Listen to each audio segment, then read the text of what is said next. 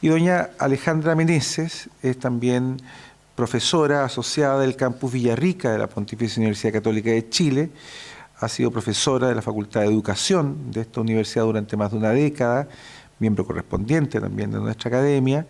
Su investigación y su docencia están en la convergencia que se da entre la lingüística y particularmente la gramática y la educación, con especial atención al desarrollo del lenguaje, a la multimodalidad a lo largo del proceso de escolarización y las relaciones que ésta tiene con la alfabetización o literacidad, como se dice hoy, con una expresión tomada extrañamente del inglés que la toma no del inglés. Bueno, digamos que sale de nuestras lenguas a las germánicas y luego vuelve a las nuestras, no es el único caso.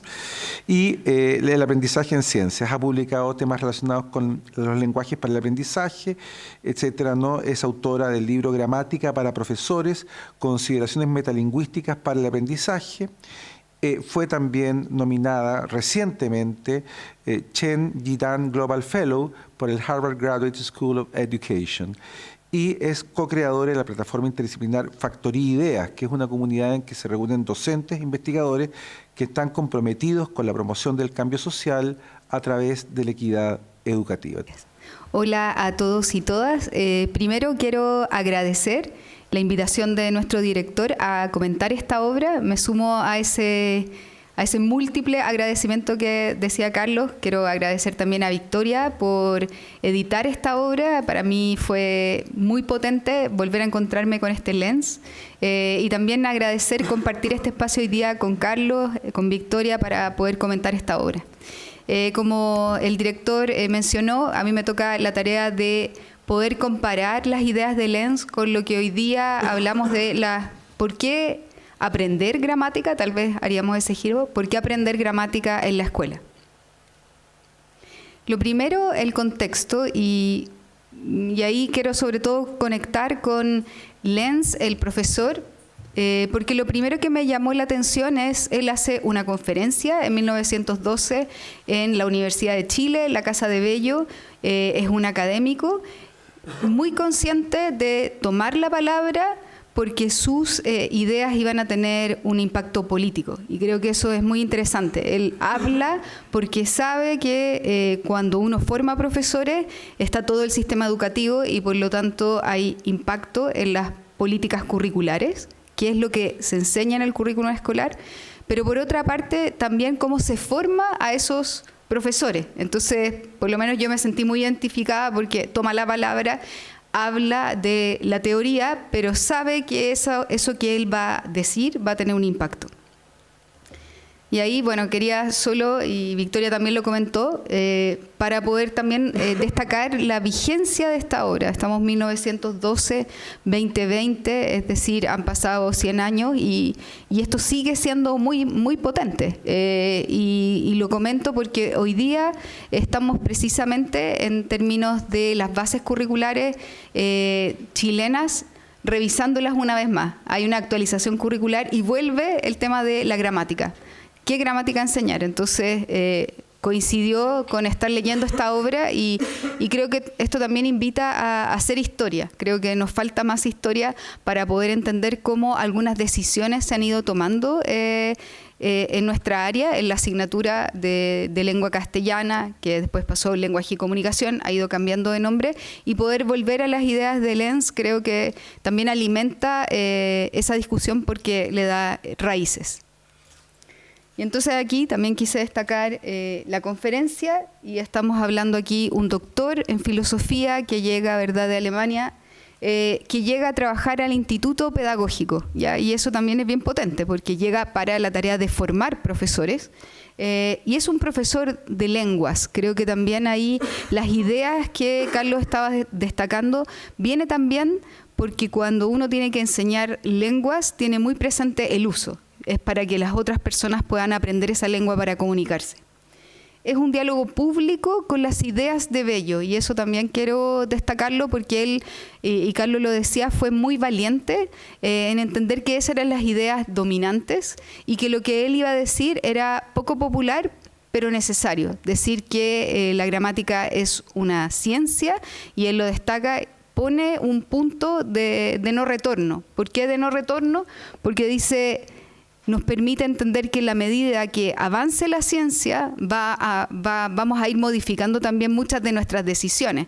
Y entonces él dice, finalmente, los seguidores siguen a Bello, a la persona, y no las ideas que él proclama. Y entonces creo que también pone un antecedente y es pionero, como decía ayer el Mercurio, porque nos permite entender hacia dónde avanzar y tomar decisiones en la medida que el conocimiento va avanzando. Y como destacaba antes, también esta idea de incidir en las políticas curriculares y en las políticas de formación de docente. Y aquí, coincido en esa cita que seleccioné, esta conferencia parte de 1912 con esta pregunta. Muchas personas al leer el título de esta conferencia habrán sentido sin duda una impresión extraña, por no decir desagradable. ¿Para qué estudiamos gramática? ¿No parece esto casi tan absurdo como si alguien preguntara ¿para qué comemos pan? Y creo que también el ponerse la pregunta y también darle estas evaluaciones nos habla de lo apremiante que era para él ir hasta la profundidad de lo que es realmente la gramática y el efecto que va a tener la gramática en la escuela. En el itinerario de la obra que se publica hay un resumen. Y creo que es bien interesante que a mí por lo menos me sirvió para poder comentar la obra y hacer esta comparación con cómo hoy día enseñamos gramática en la formación de profesores. Hay una primera pregunta que es ¿qué es la gramática? ¿Ya? Y en términos después de cómo eso baja a los programas de curso y también a las políticas curriculares, implica el qué enseñar, ¿sí? Y el qué aprender. Y una segunda parte, el cómo enseñar y el cómo aprender, que estaría ahí la cuestión de las didácticas. Quería también destacar la vigencia en el tema de la crisis. Creo que cuando hablamos de educación en nuestro país siempre hablamos en relación a la crisis. Hay un discurso de la crisis, ¿sí? Y hoy día estamos 2023 y también estamos en crisis, ¿sí? Tenemos crisis educacional que viene de la pospandemia. Y creo que también eso es una nota dominante en nuestra cultura que tenemos que remirar para poder construir también un discurso desde la esperanza, porque siempre miramos la educación desde la crisis, no habrá otra posibilidad. Vamos a la primera cuestión, la cuestión de la gramática y los paradigmas. Rodolfo Lenz, él parte definiendo gramática desde la negación, ¿ya? Y eso como estrategia discursiva es bien interesante, porque quiere destacar, por lo tanto, lo que otros piensan que es gramática para luego plantear lo que es gramática para él. Y esos otros son los seguidores de Bello, ¿ya? Y dice, gramática no es el arte de hablar y escribir correctamente. Y luego especifica y dice, no es un libro que contiene reglas que enseñan cómo se conjugan los verbos castellanos, qué significado tienen sus diversos tiempos, ¿cómo se verifica la concordancia de un verbo y de un adjetivo en el predicado? Si el sujeto tiene tales o cuales particularidades. Esto es lo que contienen obras como la gramática de la lengua castellana por la Real Academia Española, o para citar algo que suena mejor a los oídos chilenos, como la gramática de la lengua castellana destinada al uso de los americanos, por don Andrés Bello. A tales libros me refiero, en efecto, y sin embargo pregunto de nuevo, ¿para qué estudiamos gramática? Creo que también es muy valiente porque identifica las obras, identifica a los autores, dice que la obra de Bello la vamos a reconocer más cercana y sin embargo insiste con su pregunta. Y aquí también, igual que Carlos, me llamó mucho la atención el error de Bello. Y él identifica ese error y señala que es porque instala una definición normativa de la gramática, ¿ya? ¿Y cómo se determina la norma? La norma se determina mirando a un determinado grupo social, que en este caso es la gente culta, bien educada, o en el caso también de Lenz, él tiene una norma que es lo que él llama las lenguas literarias de alta cultura. Y cuando habla de las lenguas literarias, de alguna manera se está refiriendo a la lengua que domina una determinada élite y que aparece en los textos, no solo los de literatura, digamos así. ¿Y qué consecuencias tiene esta visión? Hay una jerarquía entre la lengua y por lo tanto jerarquía implica exclusión, ¿ya?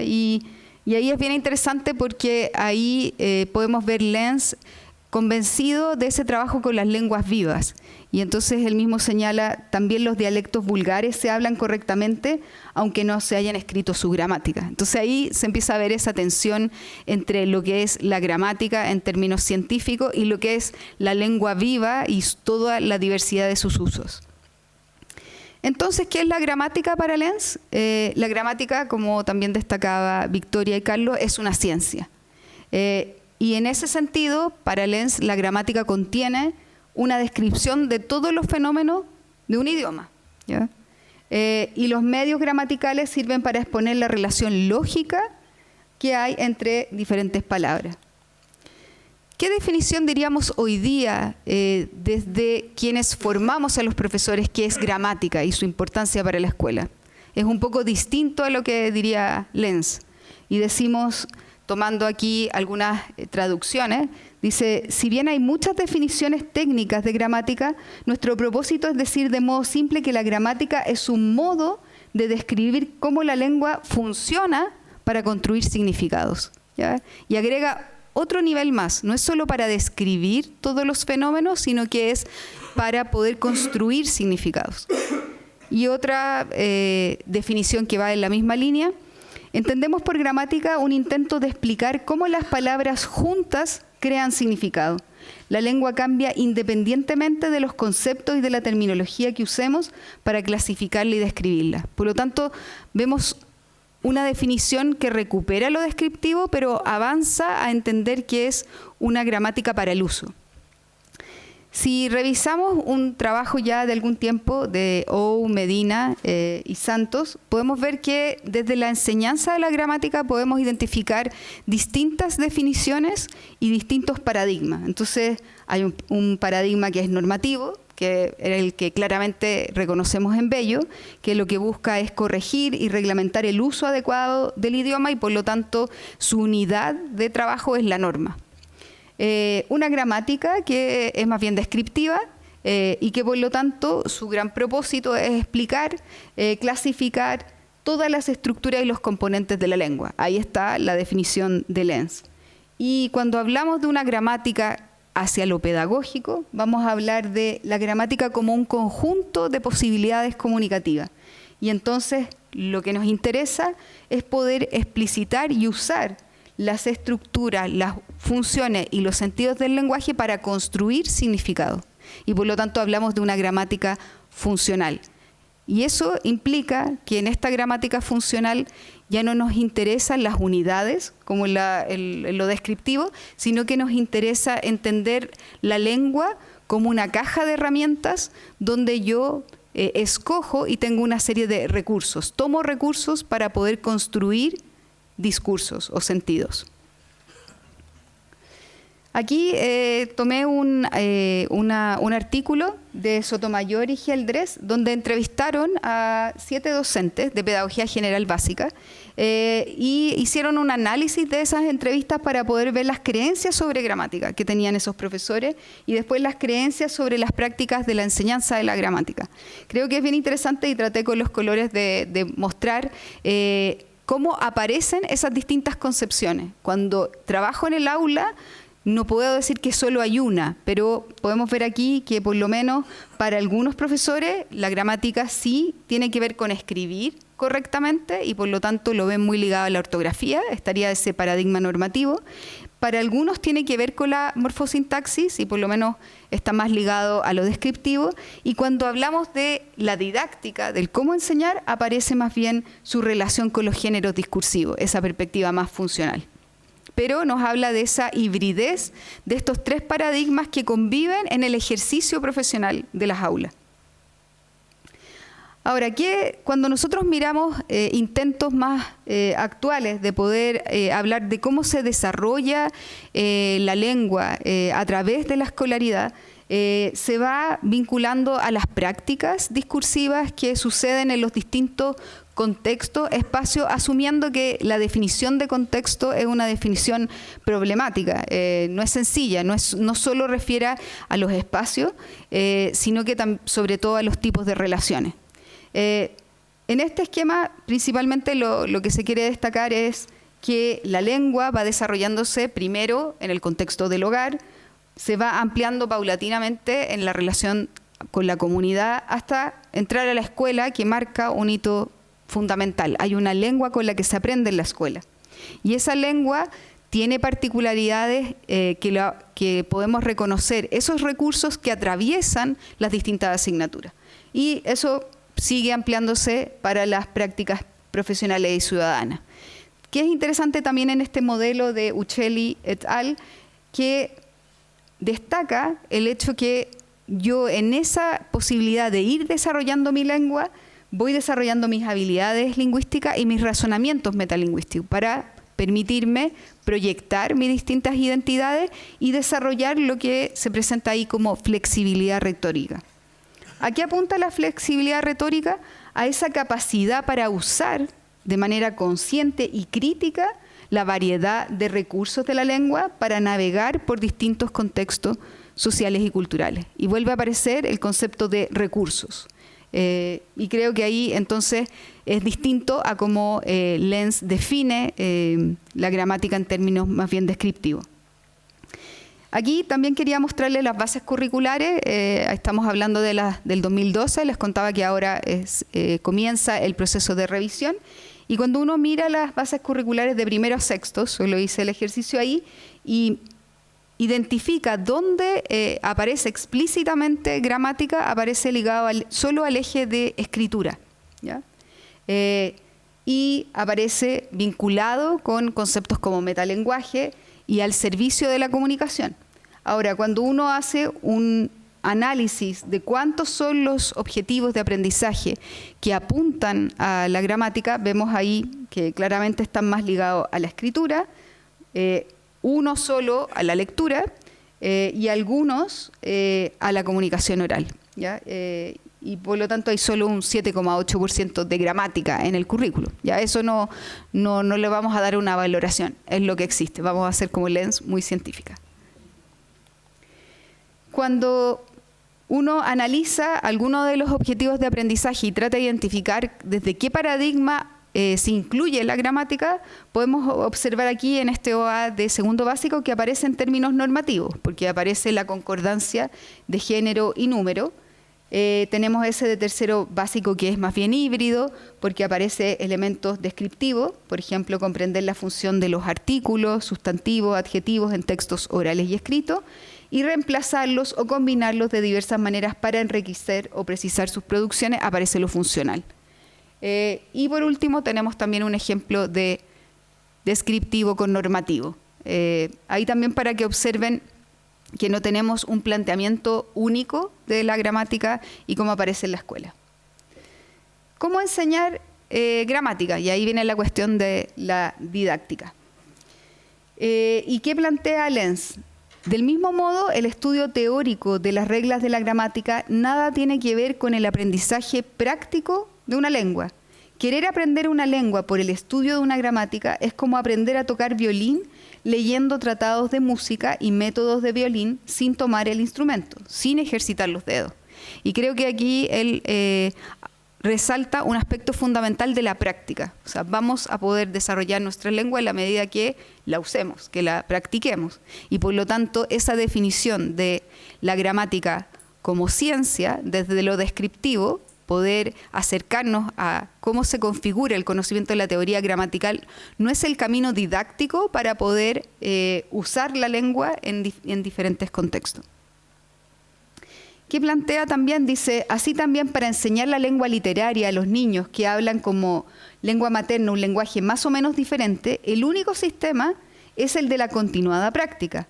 El constante ejercicio de la lectura de buenos modelos y su imitación en narraciones y descripciones referentes a temas que sean familiares a los niños y que solo poco a poco ensanchan el caudal de la lengua, a la vez que la esfera de las ideas y de los conocimientos nuevos. Y creo que aquí él también destaca algo que es fundamental, la práctica, el tema del modelamiento.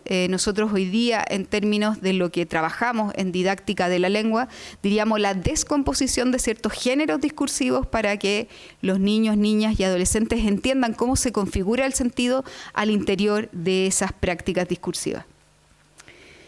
Hay ahí, en todo caso, otra pregunta que está implicada, sé que no hay tiempo para desarrollarla, pero quiero destacarla, que es ¿qué lengua entonces enseñar en la escuela? Que no es la pregunta de esta presentación, ¿verdad? Pero él dice ahí que es la lengua literaria patria, ¿ya? Y entonces habla de un proyecto político distinto, el de la construcción de la nación.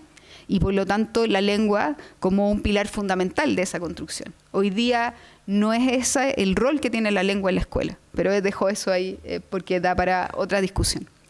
Creo que sí es bien interesante cómo Lenz trae una idea que hoy día es muy relevante en términos de la enseñanza de la lengua y cómo el contexto de la reactivación educativa y el trabajo que se está haciendo en el Ministerio de Educación ha querido destacar, que es el trabajo de la lengua a través del currículum escolar. Hay una lengua específica para aprender en matemáticas, en ciencia, y por lo tanto la tarea de desarrollar la lengua no es solo una tarea del profesor de lenguaje, sino de todos los profesores de las distintas asignaturas. Y entonces Lenz dice ahí, la enseñanza de la lengua literaria patria no solo se da en clase de castellano, sino en todas las lecciones escolares que recibe el niño. Esto se debe a las clases de historia, de ciencias naturales, de matemáticas, etcétera, que son un constante ejercicio del idioma literario. Y creo que esa idea es muy potente, o sea, podemos aprender lengua en todos los espacios de la escuela. ¿Qué diríamos nosotros hoy día? Y quiero traer aquí a Álvarez, chileno, porque nos ha ayudado mucho a entender que esa falsa dicotomía entre lengua y discurso no le ha hecho bien a la escuela. Y entonces él dice, a la lengua por el discurso. Podría ser el eslogan de la nueva enseñanza de la lengua. Ello implica las prácticas discursivas reales para que el aprendiente vaya construyendo a través de ellas el sistema de la lengua. Ese es el camino. Ahora, aquí solo quería mostrar un ejemplo, esto en un trabajo de historia, en un proyecto Fondesit, en el que estuvimos un grupo muy grande, trabajando mucho tiempo. Le pedíamos a los niños explica cómo se mueve el antebrazo hacia el brazo, construir una explicación científica. Después de muchas actividades de experimentación, observación, lectura, escritura, los niños escribían sus explicaciones al inicio y al final de cada unidad. Les voy a mostrar acá los resultados que tienen que ver con los sintagmas nominales. Nosotros explícitamente en la intervención no les enseñamos a construir sintagmas nominales, sino que les enseñamos a cómo construir el género explicación científica, y lo descompusimos y vimos que era muy importante la afirmación, la evidencia, el conector lógico, porque nos iba a permitir conectar el fenómeno con la causa. Les enseñamos el marcador de fuente y sin embargo empezamos a observar un efecto en la extensión de los sintagmas nominales, como pueden ver ahí. Y eso es interesante porque empezamos a mirar las grabaciones de clase y empezamos a ver también cómo los distintos profesores animaban a los niños a ser más precisos. En ciencia necesitamos avanzar a ser más precisos en lo que vamos indicando. Entonces, en vez de decir solo, por ejemplo, el experimento, les pedía, cuando incluían su evidencia, que dijeran ¿qué experimento? El experimento del derretimiento de qué cosa, del hielo. Y entonces empiezan cada vez a aparecer sintagmas nominales más precisos. Y es un ejemplo entonces de lo que nos está diciendo Lenz. En la práctica discursiva real, con los apoyos de los profesores, desde los sentidos, los estudiantes empiezan también a experimentar cambios en el uso de su lengua. Y ahí suelo mostrarles que el uso de los sintagmas nominales tiene un efecto en la calidad de las explicaciones que escriben. Nosotros medimos ese efecto y es distinto para cada una de las unidades. Y sobre todo en la unidad 1, que era de un tema más bien biológico, tuvo un impacto positivo el uso de diversos sintagmas, como se podía ver ahí en los distintos colores. No van a usar un solo tipo, sino que la diversidad de sintagmas. Y en la segunda se mantiene la diversidad y es interesante porque aparece con un efecto negativo el uso de los sintagmas nominales complejos extensos. Y ahí lo que vemos el error como una posibilidad, porque los niños estamos hablando de niños y niñas de cuarto básico, empiezan a experimentar con sintagmas nominales más complejos y empieza a haber más error. Pero ese error es porque están tratando de construir ese tipo de estructura. Entonces es también un bendito error. Es un bendito error porque ya dejan solo sintagmas más simples. Y ahí, y con esto voy a ir ya terminando, Creo que hay algo que no está presente en la reflexión de Lenz y sí está presente hoy día en la enseñanza de la gramática en la escuela, que es el tema de la reflexión metalingüística. Y ahí hace muy poco tiempo defendió su tesis de doctorado Evelyn Hugo, hizo un trabajo excelente sobre reflexión metalingüística porque nos permite entender que desde el uso y desde este tipo de reflexión los niños se van dando cuenta de las decisiones que toman y eso es fundamental. Aquí quiero destacar algunos principios que están hoy día establecidos en una didáctica de la gramática. Diríamos, ¿cómo enseñar gramática? Haciendo conexiones, ¿ya? Y esas conexiones principalmente tienen que ver con estos efectos de sentido. Es decir, yo utilizo una determinada palabra o estructura y con los niños tengo que trabajar esos efectos de sentido en géneros discursivos particulares en actividades de lectura, escritura y oralidad. Segundo, usar ejemplos. Eso es fundamental. Necesitamos explicar los conceptos gramaticales dando ejemplos específicos de cómo van funcionando estos recursos en determinados textos que pertenecen a género. Y ahí muy en diálogo con lo que decía Lenz cuando decía no le enseñan a los niños desde las definiciones, plantea ahí en su obra. Tercero, usar textos auténticos, y ahí lo que les mostraba antes de la explicación científica es un género auténtico propio de la escuela. Promover la discusión, esto no estaba en Lenz, pero sí está hoy muy instalado, es decir, pedimos a los niños que escriban, o lean un texto, que nos fijemos en determinadas palabras o estructuras y que luego discutamos qué pasa con esa palabra, qué pasa si la eliminamos, qué pasa si la cambiamos por otro. Usar modelos como andamiaje, y ahí sí hace consonancia con lo que dice Lenz.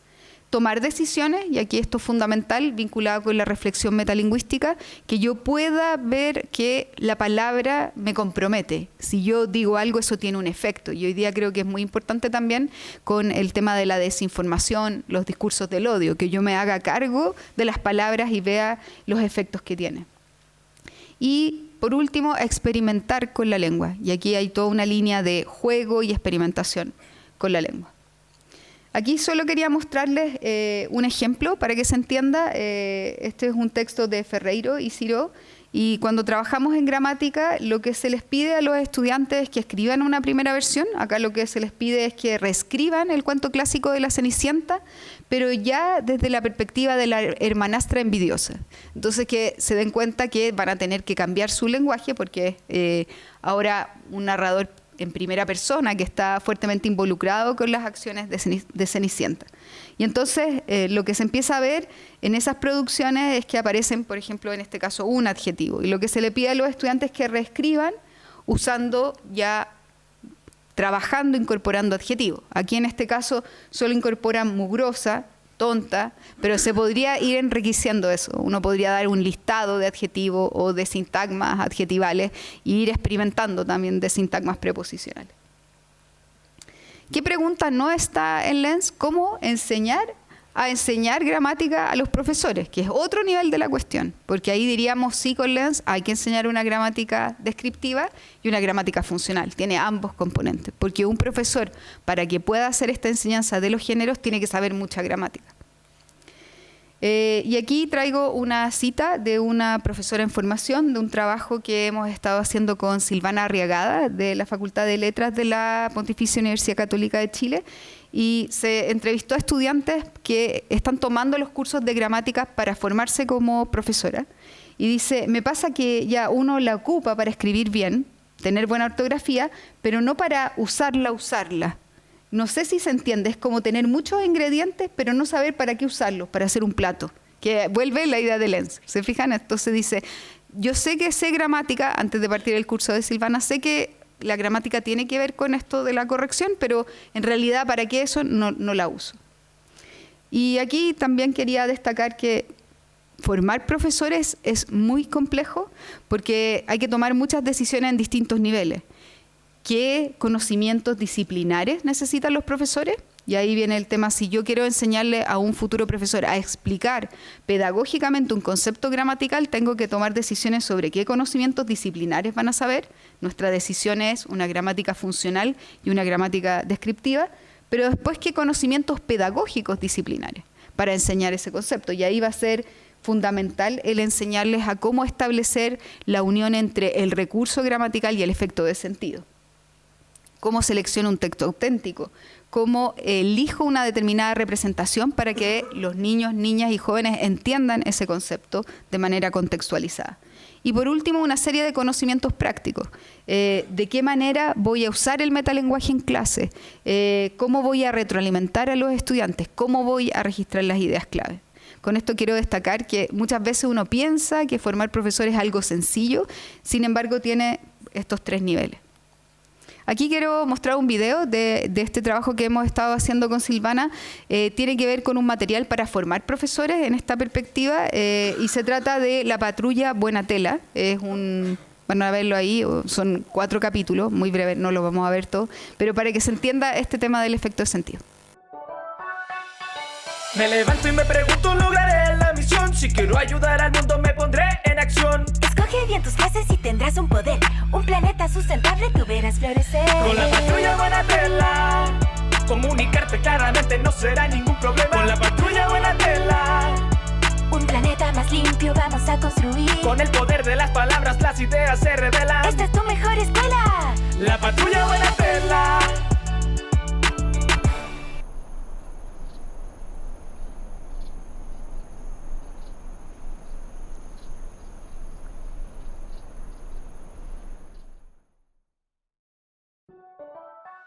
Laura, llegaste. Quiero mostrarte nuestro muro de trabajo. Te cuento que el equipo Buena Tela de revisión está trabajando con las poleras viejas y la tela que donaron los vecinos para ver cuáles podemos reciclar para hacer las bolsas. Mi tata con tu primo están trabajando en los diseños que les vamos a estampar. Van a trabajar con la máquina que nos prestó la tía del almacén. Ya identificamos algunos lugares en los que dejaremos las bolsas de tela para que se empiecen a usar. Las primeras que hicimos ya están en el almacén de Don Johnny. ¡Qué felicidad comenzar a crear nuestra alternativa! ¡Qué bueno todo lo que me cuentas! Sí, pero no todo ha sido bueno. Mira lo que me contaron. David, te cuento que algunas personas no están llevando las bolsas porque prefieren las plásticas para usarlas después para la basura o ni siquiera las miran. Además, otros las llevan y luego olvidan traerlas. Entonces llevan de plástico igual. ¿Qué hacemos? Lo que vemos ahí es esta patrulla Buena Tela que usa las palabras para ponerse en acción y construyeron estas bolsas y ahora tienen este problema que la gente no la lleva. Entonces discuten ahí 2 géneros discursivos. David tiene la idea de hacer una exposición, como que es lo más frecuente en la clase, y en cambio Laura tiene la idea de hacer un eslogan. Podríamos hacer una exposición diciendo algo como: las bolsas de plástico son muy dañinas para el medio ambiente porque se demoran muchos años en desintegrarse. Pueden llegar al mar y matar a los peces. Por eso, proponemos usar las bolsas de género. Creo que tenemos que pensar algo que convenza a nuestra audiencia y se dirija directamente a las personas. Tenemos que crear un eslogan. ¿Qué tal algo así como: sé buena tela, cuida el planeta? Eso suena mucho mejor. Quiero entender mejor las decisiones que tomaste para crear este eslogan. Veo que es convincente y directo. Así puedo pensar en otros que nos sirvan para construir este sentido. Si queremos construir un significado, nos serviría conocer algunas herramientas. Dame un segundo porque tengo que pensar en qué palabras escogí para crear este eslogan. Entonces ella, creo que ahí lo que es interesante es que le pide que reflexione cuáles son esas decisiones. Aquí la diferencia entre los 2 géneros, la idea de David y de Laura, y después él le dice que la idea que ella tiene es mucho mejor y le pide que explicite esas decisiones. Y entonces ella explica que pensó en buena tela porque es una expresión que indica la cualidad de ser buena persona, amable, simpática, y además es la expresión que usaron para la patrulla. Y por otro lado le explica que usó sé y cuida porque en segunda persona, singular para involucrar a cada persona, y usa el imperativo para llamar la atención. Entonces se explicita y lo que se hace después con los estudiantes es que se reflexiona y se trabaja aún más en esos conceptos gramaticales. Pero se va desde el discurso a la lengua. Otros aspectos relevantes que quedan ahí para discutir, la cuestión de los sentidos de la asignatura, para qué aprendemos lengua, la legitimidad de las distintas variantes de la lengua, esta cuestión de la lengua literaria versus la lengua vulgar. El intento de progresión, ahí Lenz piensa que los niños no deberían aprender gramática, yo ahí discrepo, pero creo que tiene razón si es que la gramática es solo descriptiva. No hay en ese momento una reflexión sobre la multimodalidad que hoy día aparece en la construcción de los distintos discursos y la cuestión de la reflexión metalingüística. Y ahí, ahora sí, para terminar, solo quería traer otras posibilidades, porque todas nuestras reflexiones gramaticales las hemos hecho desde las lenguas indoeuropeas. Y entonces me preguntaba, ¿qué tal si uno pudiera pensar desde otras, de cómo se configuran otras lenguas? Para mí también ha sido muy potente conocer el trabajo, la persona de Lenz en relación al mapuzungún. Y aquí traigo una cita de Elisa Loncón que dice, en una de sus obras últimas, que dice: he querido escribir sobre las mapu porque ha llegado el tiempo en que los pueblos hablemos por nosotros mismos y empecemos a contar las otras historias, las de nuestros pueblos, las que se resisten a desaparecer. Y como estoy hace poco en Villarrica, uno tiene otra relación con el mapuzungún. Nunca me había pasado, siempre llevaba mucho tiempo acá. Y ahí quiero terminar leyendo un poema de mi colega María Lara, que habla sobre el mapuzungún, porque pone también en el centro qué pasa si la lengua ya no la pensamos solo como recurso, ¿verdad? Como norma, como fenómeno, como recurso, sino que la empezamos a pensar como relación. Y ella dice: en mapuzungún puedo nombrar el agua, el viento, la tierra. En mapuzungún puedo llamar a las montañas y entender el mensaje de los arcoíris. Si hablara mapuzungún, podría entender la tormenta como una respuesta y la salida del sol como el origen de la vida. Muchas gracias.